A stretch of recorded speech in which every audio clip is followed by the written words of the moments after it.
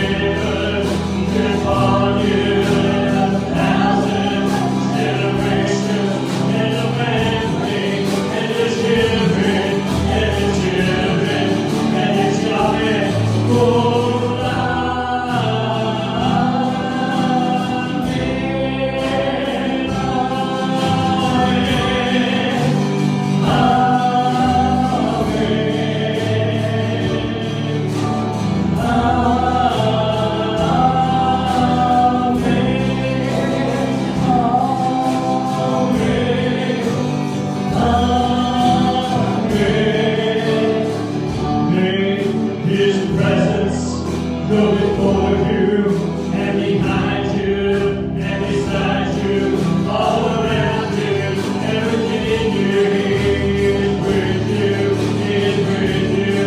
His presence go before you and behind you and beside you, all around you, everything you is with you, is with you. His presence go before you and behind you and beside you, all around you, everything you is with you, is with you.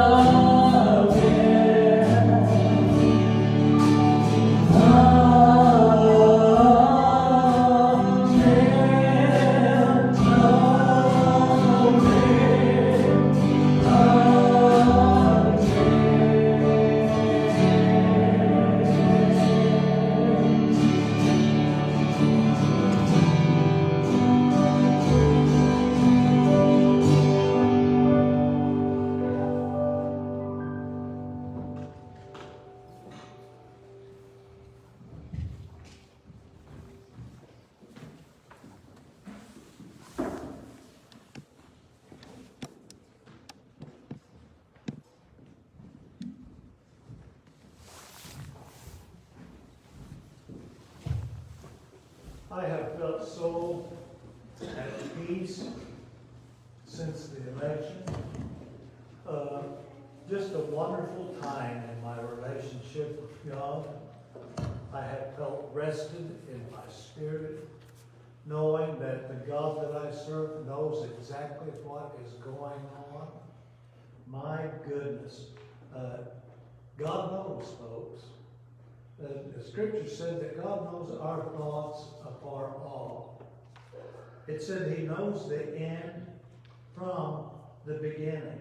It says that he has no need that man testify of himself, because he knows what is in man. Our God knows us intimately, and God knows exactly what's taking place in this world. Therefore, I put my trust, my loyalty, my faith. He's my all in all. He's my Lord of Lords. He's my King of Kings. Hallelujah. I just want to welcome Sean Middleton to come. He told me that God's placed something on his heart, and I'm looking forward to it, Sean. Good morning, everyone. Here and there. Good morning. Okay. Here we are in the house of the Lord, ready to do something else for God. And it's a great day. Yes, he is. No matter, you know what? The wind can come and do whatever, but here we are. We're still moving forward. It can sound scary. We can hear in the news whatever shutting down, but yet we're still moving forward. I feel so strongly that way, that no matter, like the Bible will talk about, though the tempest rages, I'm not going to be moved. Why? Not because of me, because he's everything. So I like it. Amen. There's my precursor.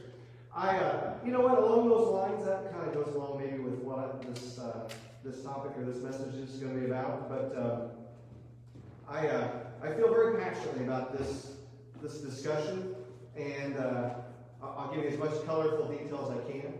But I was going to do like some moving video parts and stuff, but trying to do it online, and we're not set up quite yet for that, and there's legal licensing and all that kind of stuff too. So maybe that's just the thing. Thank you very much, Sean. There you go. Good deal. Thank you. All right, I'm reminded, you know me, I tend to go back to movie references. All right, one of my favorites, and unfortunately it's actually my namesake, Sean Connery, passed away a few weeks ago. And, I guess James Bond must have been popular. Some movie came out around the time I was born, and so that's how I got my namesake and my spelling, different from other Sean here. But one of my favorite movies is the movie called Red October. He plays this very charismatic submarine captain. And I'm reminded of the scene when, and you can picture this because you've seen it in other movies. Something's going on, they're in the submarine, it's just very vivid, and I want that picture in your mind's eye if I can. The submarine's going, there's a threat of enemy attack, something happens, they heard something on the sonar, there's an enemy afoot. There's one close. He's lurking, he's somewhere close by. What's the captain do? He gets on the horn and he says, battle stations. And then what happens? Everything goes red in the submarine, and everybody, but the thing is, when the captain makes that declaration, what's different?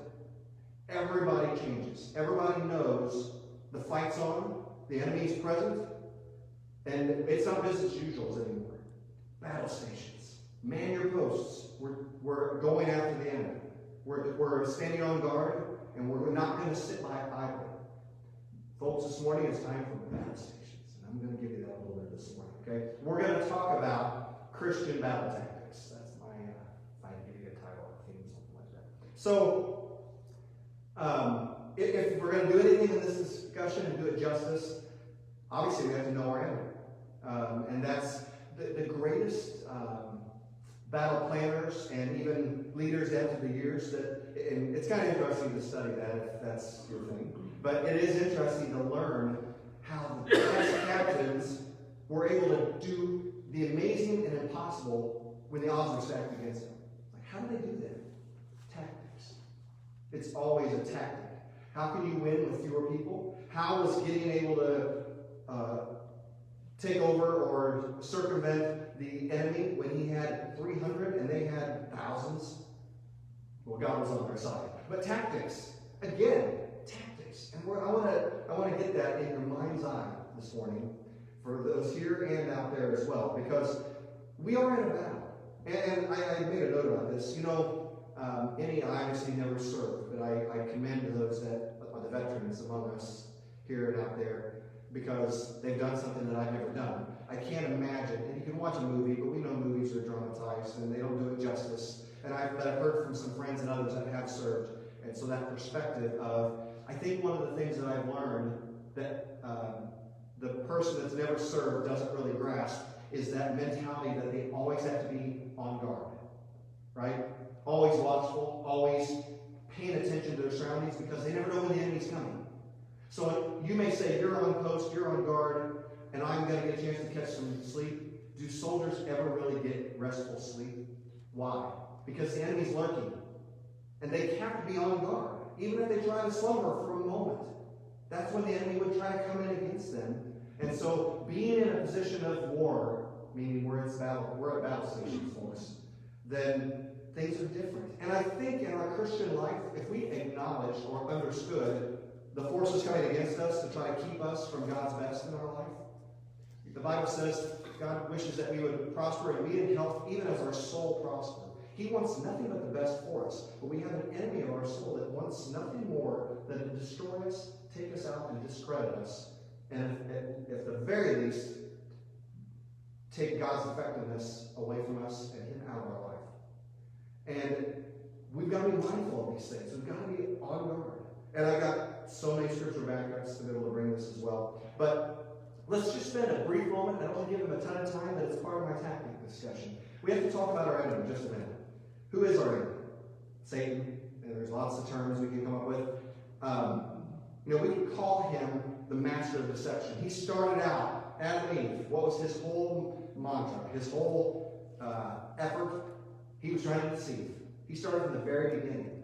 And the Bible calls him a deceiver. So in Revelation 12:9, he's described as a great dragon who is cast out, the serpent of old, called the devil and Satan, who deceives the whole world. He was cast to the earth, and his angels were cast out with him. Those that followed him went right with him. They became his minions, whatever you want to call that. His name Lucifer, Isaiah 14:12 refers to. His home being here, being called the prince, the power of the air. Like, that he has some effort. And we'll talk about him being as a roaring lion, even though he's not really a lion. But we're going to discuss that in a moment as well. Here's the point that I'm going to make about Satan. And this is instructive because we think about our lives and how we live them. the root cause of Satan's fall was pride and rebellion. It's what kicked him out of heaven. At the same time, we talk about what does it take to turn God's head and get his attention and favor? Faith. So isn't it amazing that the mindset of saying, instead of trusting God for our daily living, give us this day our daily bread. Trusting God for our daily bread, our life and breath. The devil and what he's trying to encourage in each one of us is pride and self everything. All about you, all about me. You ever seen the t-shirts that say "focus on me"? It's like that's the kind of the new thing. Haha, it's a joke, but it's kind of a thing that the me generation being referred to. Everything's on me, and the point is, Paul said it this way: I must decrease so he can increase in my life, because it's not about me; it's about him. Jesus did the same thing. Jesus is like, I don't say anything, but the Father didn't speak to me and tell me it's right. So. Listen to these statements that Satan made. This is in Isaiah 14:12. He said the following: I will ascend to heaven. I will raise my throne above the stars of God. I will sit enthroned on the mount of assembly, on the utmost high of Mount Zaphon. I will ascend above the tops of the clouds. I will make myself like the Most High. I heard an awful lot of what in there? I. It was all about him. There was no, I'm a part of what God does, and I must decrease, he must increase. It was, like Proverbs 16:18 is another great one. Pride comes before destruction, and a haughty spirit before a fall. Solomon, one of the greatest men in the Bible, richest man in the Bible, and he makes that statement. Why? He knew it was like to get tripped up by pride.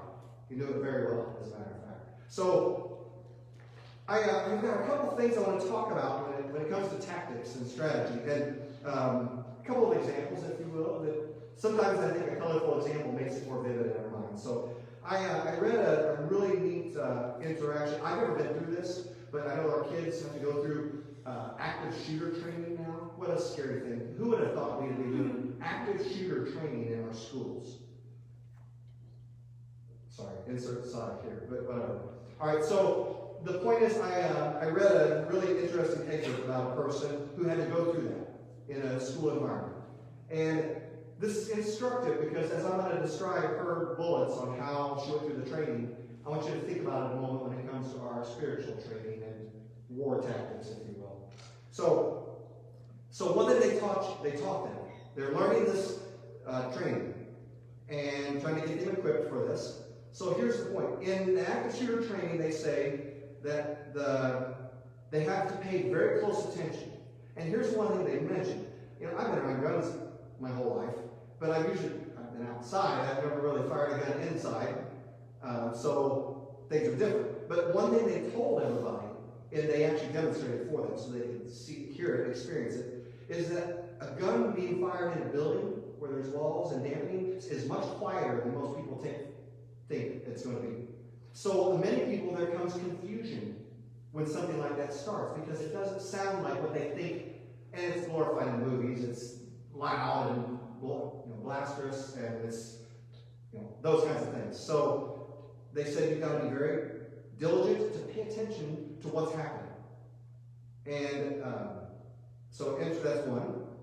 And when we think about that with the enemy of our soul, I'm going to take these bullets just quickly back to him, and then we're going to go on to another topic in just a moment. But think about the enemy's tactics for just a moment when I bring that up. They may look or feel or sound different than what we think. We probably assume when the enemy comes against us, he's going to be in front of us with the red cape and the pitchfork and the horns and all, right? That's what I read something on that a while back, and it was that character was created to scare people into a better way of living. Isn't that interesting? You go back however many 100 years. The devil character, that wasn't the way the old early church thought of the devil. They didn't think of him like that, all that. That was a created character to scare you into thinking, God good, devil bad, or whatever. I don't know. Thought that's it. Google that if you want to. But I think many times we assume the enemy's going to come in like that, like a flood, the Bible would say. But sometimes he comes in like a whisper. Sometimes he comes in with a bit of deception. Did God say to eat that apple? Are you sure? Oh, he's holding out on you. Isn't that interesting? That's how it is. So here's another thing when it comes to the active shooter training. They said, don't sit still. Isn't it interesting? When we were in school, dating us, we were there when it was the Cold War time, and I was reading something on that, and it's right. That is what we did. We had to go through not only tornado drills, we had to go through bomb drills, because what? Oh, they were afraid Russia was going to pop out of the Cold War at any moment and send a bunch of nukes into downtown, not Jacksonville, but somewhere. And what would they do? They had to teach us to get under our desk and shelter in place and hide and get underneath something heavy and whatever, right? That was how we had to deal with that trauma. Well, what's the difference today? Now we have active shooter potential threat. So what do we teach kids? And I thought this is interesting. It's a sad state, but people learn. My point, people says they're destroyed for a lack of knowledge. If we don't learn, we don't grow, right? In general, we all need to keep learning in life. That's a side note. That's a different message, sorry. But I thought this is actually kind of a sad commentary. I read a little excerpt on the Sandy Hook elementary shooting that happened years ago. And one of the reasons why it was so devastating is because that's what people were still being trained to do when there was a traumatic accident, shelter in place, get underneath something. Well, then they became targets for the shooter. They don't teach that now. You know what they teach people now? Run. Get out of the way. Get out of where you are. Maybe barricade yourself in. That's another tactic. And I thought, isn't it instructive that the Bible gives us a description about fleeing temptation? James talked about that when the enemy would come in with the thoughts and imaginations and things that would exalt themselves against the knowledge of God, what are we to do? Flee. Run. Get out of the environment that's causing the temptation. Because many times in our flesh, we don't have the skills to fight it. It's kind of like going into battle and you don't have enough ammo. You got one bullet left. What do? It's time for retreat. Get out. You got to get more resource. You need more responsiveness. This is battle tactics, right? That's what I'm talking about this morning. Battle tactics. Flee temptation. Here's another. They said many times, and this is a natural instinct of most people. I remember learning this in our first aid training. What do they say? When you've been trained in first aid and then something happens, you know what they teach you? Go onto the scene, take charge. Why? Most people in the scene of a traumatic accident freeze. Why? Because of fear. Right? It's obviously we understand that. But if you've been trained and you have the wherewithal, take action. And I remember them teaching us, they say, you know, the whole, you guys had to learn first aid. Check, call, care, right? We had to learn all our difference. Check the scene, call for 911, care. But if you're the one that's taking charge, you say, you call 911, you go wait by the road for the paramedic, you take charge. And the point is, we can't sit there. If we're going to freeze up, we need resource. Because the potential is for us to freeze up when traumatic events happen. So we don't want to fight alone. Do not forsake the assembling of yourselves. Why do we come to church all the time? Because it's what I'm supposed to do, and mom and dad did it, and they say I'm supposed to. No, because there's strength in numbers. We can pool our faith. Why do we say one can put 1,000 to flight, two can put 10,000 to flight? That's a very synergistic comment. It's saying the math adds up. That's what synergy means. It's 1 + 1 doesn't equal 2. It equals many times more, because when we pool our faith together, we become stronger as a unit. Isn't that amazing? That's how the military operates. They operate in units that can get stronger the way they operate together in concert. It kind of gives me goosebumps to think about this, folks. The enemy wants to isolate you and pull you out. Have you ever watched National Geographic and you watch how animals will hunt? Isn't it like some of these animals that they'll look at a herd and you see whatever animal you want to watch, lion, tiger, whatever, they're all after their kill. They're trying to get some critter out of this pack. They don't go after the pack. They wait till somebody lags behind the weak one and is all singled out by themselves. Doesn't have the strength, the numbers of the pack herd. And then they go after that one and target. Is it just like the enemy? So guess what? When we're feeling hurt down, when we probably need the strength of others to help see us through, what do? I don't want to talk to anybody. We're just an immediate target for the enemy at that moment, aren't we? Don't fight alone. Okay. Here's another one. This is kind of my last point on this one, that they said, fight with intention. The sheriff that was giving this active shooter training was acknowledging that Many times when we sit by, like here's an example. They said when you're running away from someone that's trying to shoot at you, this is a scary thought, that you would have to do that. They actually taught them, run in a zigzag pattern, make yourself a difficult target. Don't make yourself an easy target. You ever heard that discussion? I don't know how many, I hate to use movie references all the time. We like movies, I like to watch them. But how many times have you watched a movie and you see this lady walk in the parking garage at night by herself, no one around, with loud flip-flop heels, making lots of attention, and we're just like, hello, just put a sign on you, this says rob me, or something like that, right? What is that? There's a guy who has a commercial about the horror movie, and the guys, the crowd is trying to get away from the guy with the chainsaw, and they're all like, oh, let's go hide in the shed with all the nasty, awful tools and stuff. And they're like, yeah, good idea. Like, here's your sign, right? But the point is, fight with intention. The enemy wants an easy target. We do not want to make ourselves an easy target. Why would we do that? It's too simple for you. Okay, so as a separate issue with this tactic discussion, it's funny when you can research. To me, it's exciting. I know the Bible is full of the word and truth. We know that, and I'll keep bringing up some examples here as I'm talking. But you know me, I'm a techie that intrigues me. So this battle tactic discussion really did intrigue me. The active shooter training was very interesting, but I was looking at war tactics in preparation for this. It was just interesting to me. And I'm just going to give you a few. I wouldn't give you all of them.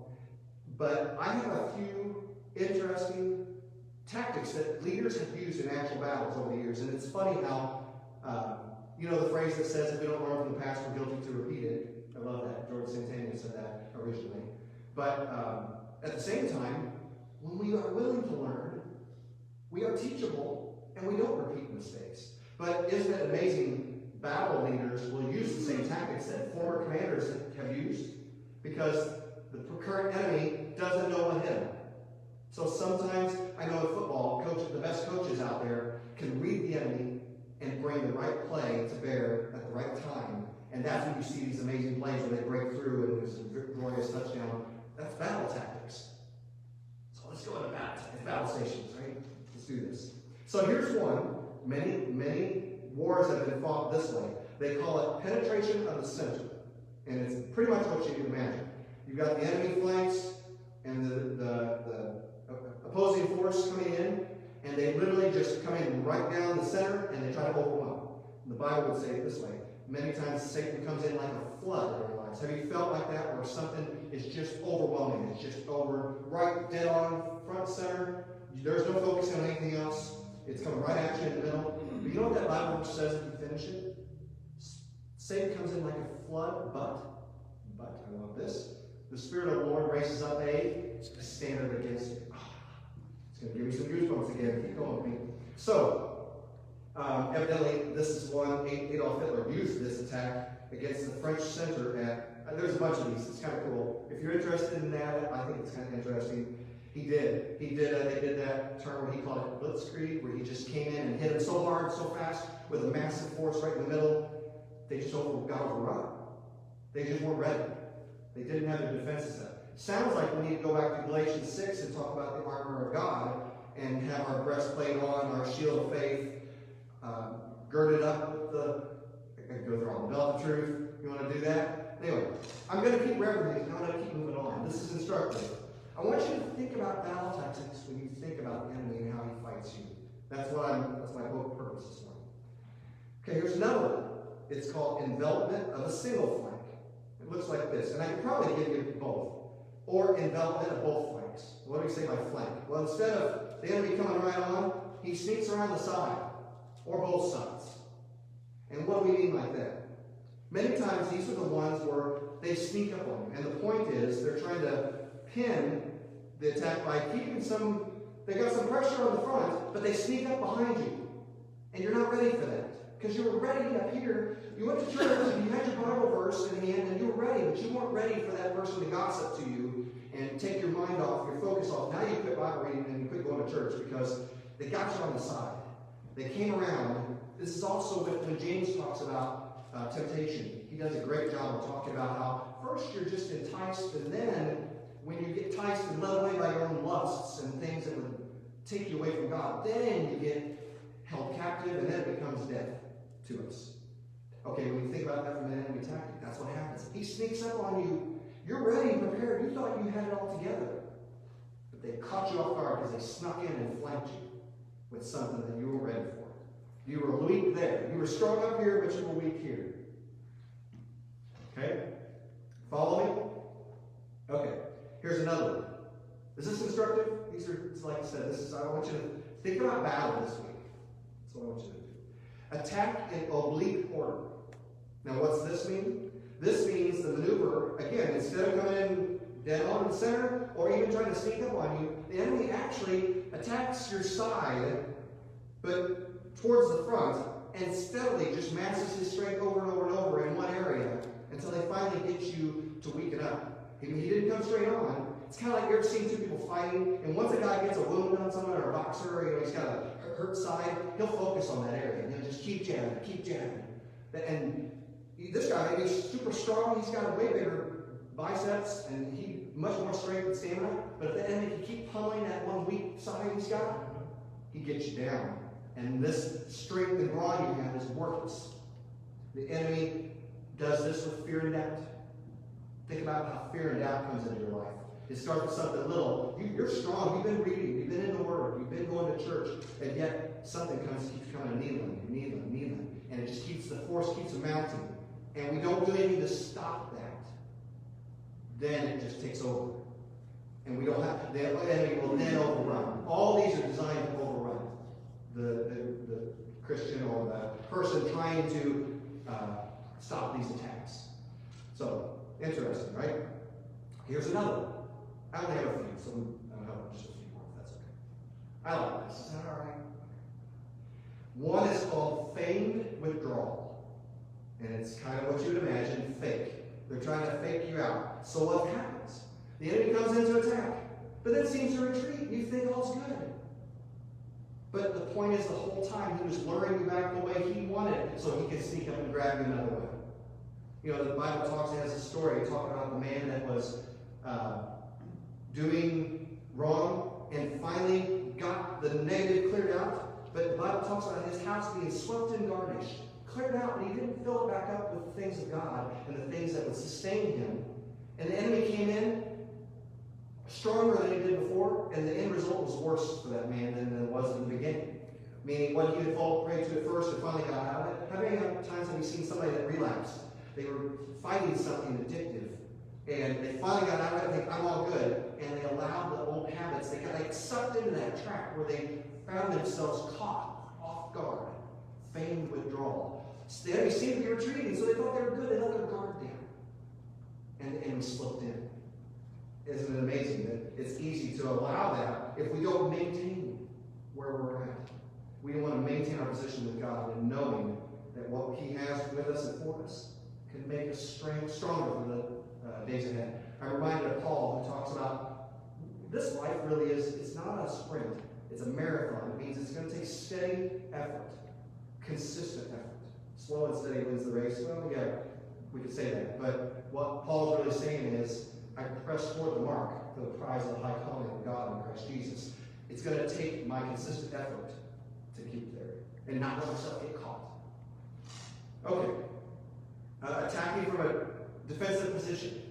Right? This tactic is where the enemy comes in, there's an aimed attack, there's a strong defensive attack where you weren't ready because you really didn't have the force you thought you did to get into uncharted waters, and the enemy came back quicker, and you're overwhelmed. This reminds me of the time in the Bible where they tried to go after chasing demons, just like Paul did, and they went to the 7 sons of Sceva, for instance, and said, we're going to cast you out in Jesus' name. And the devil said, what? They said, well, Jesus we know, and Paul we know, but who are you? They didn't know it. They didn't have the goods. They hadn't prayed up. They weren't where they need to be with God. As a result, they didn't have the ability to attack. They thought they did. They went in thinking, I'm going to get the enemy out of my life, and they weren't in the place they needed to be. And the enemy just made a fool of them. He's like, oh yeah, take this. Boom, got right back on. I have two more. The one I call the indirect approach, which pretty much means this. There is a main attack coming, but what they call the secondary attack, which seems to be coming at you, but the main attack was planned the whole time another direction, which is kind of like the other, but it really looks more like this. When they talked about the flood coming for the group when Noah was there, the Bible described it this way. They ate, they drank, they married, they were given in marriage until the time of the flood came. They were so caught up with the cares of this life that nothing spiritual mattered to them. They were just going along thinking this is where the fight was, and they could care less. And the whole time they were exposed and open for the enemy just to make a mess of them. They weren't even looking. The enemy came in indirectly, and they had nothing to stop it. They were so caught up with the cares of this life, they weren't in the position where they could be. And one last one, and it's interesting, this is more what modern warfare looks like today. They call it guerrilla warfare. What's that mean? Every man for himself. It's just coming in all over. It means the enemy sneaks in. We got SEAL Team 6 that were sneaking into the compound with a handful of highly trained, and they immediately target exactly where they need to go. This is everything else in our life where the enemy comes in and tries to get us with something where we're caught off guard. Many times it's depression. Many times it's anything that will... We thought we put our main front up and our defenses. We think we're in the right position, but yet the enemy just comes in with something, and it's like he just sneak attacking all over. And the point is, I talk about 1 John 2. Here's a good one. Everything in the world, the lust of the flesh, the lust of the eyes, the pride of life, comes not from the Father, but from the world. A lot of these things that we're talking about as tactics from the enemy really and truly are the things that we can allow ourselves to get led away with and take our focus off of what's real and what's right. So what's the answer, Tom? In the time we have, this is now let's make it. I've shown you tactics. I've shown you what the enemy can and does do, why he's full of deception and hate. I should note on that just a little bit. We may say, Sean, I think I'm a likable guy. Nobody hates me. Well, the enemy hates you. Why does he hate me? What did I do to him? You were born. You ever seen that in the movie Tombstone? What's that guy's problem? He's mad at being born. The enemy, maybe that's a little. But what is his point? When he ascended, when he was in heaven and allowed pride to rule him, he got cast out. And now we're made in God's image. Think about people in your lives that operate this way, evilly. You can get back, he can try to get back to God the Father, but what better way to get back to God? Trying to make us hate God. You ever had people in your life that did that? Wanted to make you hate someone else because they're trying to get back at that other person? It has nothing to do with you. You're caught in the crossfire. Amazing. But the enemy, he may hate you and I, but he hates God. And he really hates us because we remind him of God. We were made in his image. And so as a result, he doesn't want us here. He doesn't need to kill you and I. He would rather make you and I ineffective. He would rather make you and I full of doubt, deception, self-deception, inability to do anything to help God's kingdom, inability to help our fellow man. That's when the enemy wins, when he's able to do that. When he's able to entice and use lust and temptation, all those things that we've been talking about, then he can take us and make us ineffective. So I do want to do this. I'm going to use my last bullets here. Yeah, we're doing fine on time. If we know that, yes. Here we go. Okay. So when we talk about this plan, everything he's doing, everything that, even with Adam and Eve, when he did that, listen to what he did to Eve. He took the food, which was good for food, but he tempted her with that which, when God had said, here's what's going to be for your betterment, and here's what's going to cause your destruction. And he twisted that in order to make her take away from the focus being on God and him being our source. He wanted to be able to do that, distracting. He used what was pleasing to the eye.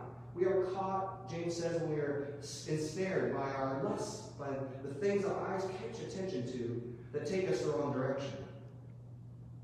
And I'm going to come to this again in a moment. But with Jesus, one of his temptations for Jesus was what? Showing him the kingdom and being like, hey, look what I can give you. And Jesus had a ready response to those things, which I will bring up here in just a second. He wants to keep us distracted. He wants to keep us, the fruitfulness of what God has in us, choked out. When we talk about the parable, that's the seeds with the weeds growing up amongst them, and it's like the cares of this life can keep us from our best in God. So, if we do this, 1 Peter 5:8, be on guard and stay awake, for your enemy, the devil, is like a roaring lion, sneaking around to find someone to attack. He's using one of those types of attacks, whether it's guerrilla warfare, direct on, or flanking you on something. He's trying to do something like that. We also don't want Satan to outwit us, because why? We are not ignorant of the enemy's schemes or tactics. That's another thing the word says. So we know he uses deception. He's going to try to use those things to say it's not quite what it said. Instead of saying, hath God said, God hath said. And then the devil says, hath God said? He turned an exclamation mark into a question mark. He changed it around to get people thinking differently. And what they really were thinking was, I can do it myself, I don't need him. And that's why Jesus came, and it was different when he said, it's not about me, it's about the Father. Okay. Here's another one, 1 Corinthians 14. God is not the author of confusion, but of peace. He wants to distract you from what's real. What's going to help you, what's good, what's going to take some discipline and some diligence. So when you feel that sense to go the easy way, no, that's probably not right. Think about this. Think about tactics. He's trying to take you out. He wants you to go the easy path. The Bible says there's the narrow way, which is the right way to everlasting life, but the broad way, which is the way most people go, is the way to destruction. Why is that? Because it's hard to swim upstream. It's difficult to go the tough way. It's kind of, we doing interviews for a job. I like this phrase that says, what would you do? Would you use the morally right thing, or would you do the easy way? And it's funny how it's easy to characterize it that way. I mean, what's right and what's easy. Because a lot of times what we think, oh, I'd rather do this, it's easy. But that doesn't mean it's right. So, another thing that the enemy likes to do, disconnection. He'd like to get you unplugged from the source of the very help that can bring you through. Those that are fighting depression, that's the number one problem. He wants to get them isolated. That animal that's off the herd. The sick, the weakly ones, he's trying to get them off by themselves, or they're an easy prey. We don't want to be an easy target. We don't want to be out in the parking garage all by ourselves in the middle of the night with the sign on us that says robbing. We've got to be aware of those things. We have to be mindful of them. And ultimately, the enemy is there for our destruction. The Bible says the thief comes to steal, kill, and destroy in John 10. But I come in, the Bible says, that you have life and have it everlasting. So knowing his plans, Peter warns us this. Be on guard, stay awake, just like that. The enemy, be on guard. The enemy's coming in like a roaring lion. I want to end with this then, that is really Jesus' time of temptation. If anybody gives us, I would say, what did Jesus do? What would Jesus do? But what did Jesus do? I love that phrase. What did he do when he was tempted in the wilderness? Enemy came in 3 different times. He came on full on, and then he kind of flanked him with some other comments. But guess what the enemy did? What Jesus did every single time. Every single time he used the word. The word. That's it, Sean? Yeah. He was by himself, and he only had the word. So I'm telling you, think of the strengths in numbers and being mindful of the tactics and all those things that can put us in a better position. But Jesus, when he was weak and hadn't eaten for days, 40 days? He hadn't eaten for 40 days, right? He's out in the wilderness, pretty hungry, weak, tough time. He's isolated. He's all by himself. The enemy's like perfect timing. This is what I like to do. I'm coming at him. And when Jesus said something like, hey, I know you're hungry. Why don't you make some food for yourself out of these stones? And he's like, boom, he quotes the Bible. Man's not fed by bread alone, but every word out of the mouth of God. Again, oh, you know what? How about throw yourself down, the angels will pick you up. He's like, you don't tempt the Lord your God. He quoted the word again. And then when the enemy said, I'll give you the whole kingdom. See all these kingdoms? They're mine to give. The prince of the power of the air. I have the ability to make you wealthy. Is that good enough? You want prestige and looks like all of our lives. We're defined by our position, wealth, and that many times in this life. But what's God say? Away with you, Satan. Oh, I love it. He had such boldness after being at his weakest, and he's the strongest. When I am weak, that's when I'm strong. Why? Because he's in me. And he said, away with you, Satan. We shall worship him and him only. Oh, I just love Jesus. He gave us an awesome playbook on how to thwart the battle tactics of the enemy. What? Why is the word called a sword? Because a sword's an offensive weapon. The moment you wield this, whether skillfully or not, you're picking up a sword in offense. You're doing battle, whether you realize it or not. You may not be able to see that, the implications, but know that when you are able to do that in God's timing and with God behind you, you are doing great things that you won't even recognize it. So, pray with me. Let's do this. Lord, I just thank you for your goodness and your presence and your blessing, Lord. Lord, we are mindful of that there is someone out there that wants to cause us harm in this life, but you have meant for us life and to have life more abundantly, and a peace that passes all understanding, that we don't have comprehension for, but we know we need you. Lord, help us keep leaning on you. Help us learn of you, learn more of your word, because we won't be skillful with this sword if we haven't learned about it. If we're not reading your word, we're not going to know how to use it. Lord, help us to stay mindful of that. Help us to stay mindful of these tactics and not become a weak prey for the enemy. Lord, help us have those strength in numbers, and we'll give you all the glory. We praise you in Jesus' name.